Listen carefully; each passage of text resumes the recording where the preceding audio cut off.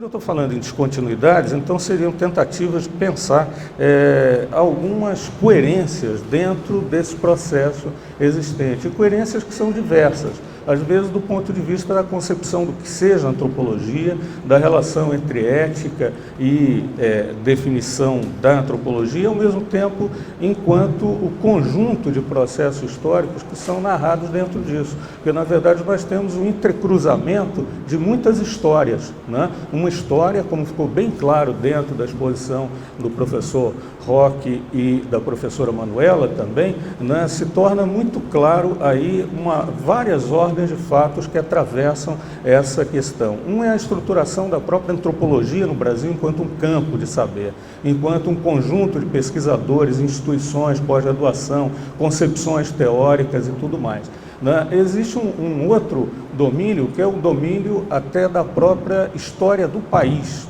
Né? Quer dizer, nós vemos em vários momentos reconstruído e mencionado nos dois depoimentos, muito ricos nesse sentido, muito embasados em contextos históricos precisos também, períodos duros da vida política brasileira e a atuação da ABA dentro desse contexto. Né? E nós vemos também, de modo muito claro, uma relação entre antropologia no Brasil e antropologia que se faz fora do Brasil, ou conjunto, até para ser um pouco mais amplo, discussões que afetam também o próprio direito das populações indígenas, as reformulações quanto à concepção de direitos, de cidadania, de participação, que são coisas bastante gerais, existentes dentro de um contexto que extravasem muito o Estado brasileiro.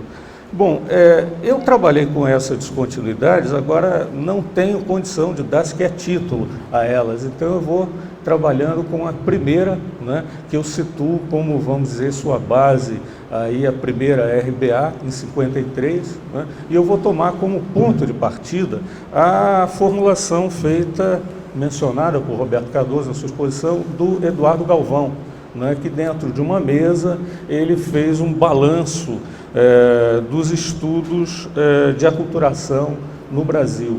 Né? A intervenção dele foi nesse sentido. Eu acho que é interessante pensarmos que efetivamente o quanto esta formulação ela estava associada, de um lado, a um contexto político e a um contexto institucional também. Havia, no momento, uma atitude positiva da parte do Estado. Darcy Ribeiro, como foi mencionado, era o diretor do Museu do Índio, né? Havia uma divisão de pesquisa na qual Eduardo Galvão e Roberto Cardoso participavam ou viriam a participar mais intensamente. Havia uma abertura da parte do Estado brasileiro, a gente diria mais que uma abertura, uma expectativa de que os antropólogos contribuíssem substantivamente com o processo de estudo em relação a isso. Então, é muito interessante como Eduardo Galvão, que volta dos Estados Unidos, como o primeiro PhD brasileiro pela Universidade de Colômbia, ele formula esses objetivos de um modo que a gente diria absolutamente teórico. Né? Quer dizer, quando ele vai mencionar o objetivo, eu vou recuperar exatamente a formulação dele nessa RBA. O objetivo da antropologia, afinal de contas, é o de tentar alcançar a dinâmica da transmissão e o funcionamento da mudança cultural. E comentário meu, e tal tarefa é colocado muito acima da própria etnografia, volto ao autor. Buscamos generalizações sobre o fenômeno cultural, não apenas a etnografia dos índios do Brasil. Né? É muito interessante porque isso está absolutamente direcionado com um saber, né, aprendido na Universidade de Colômbia e com o que era feito dentro da universidade, dentro do contexto antropológico norte-americano.